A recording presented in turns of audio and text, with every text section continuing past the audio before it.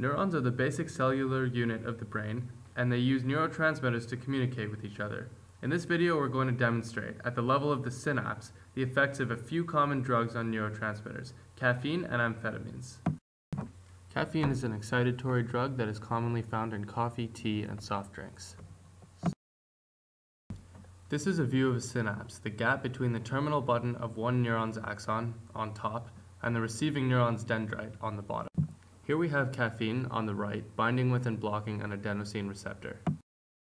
Next, coming in from the top, we have adenosine, which is a neuropeptide that reduces neural activity and facilitates sleep.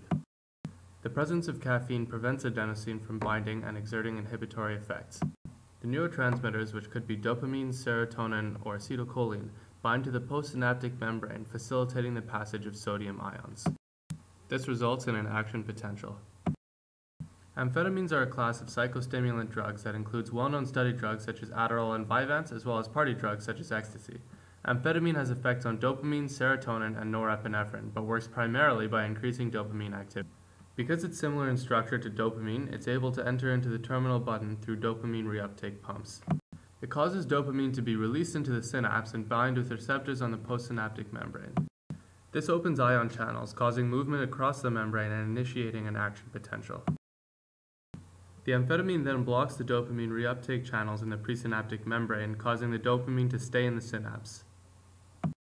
Therefore, action potentials continue to be generated and the cell fires more rapidly.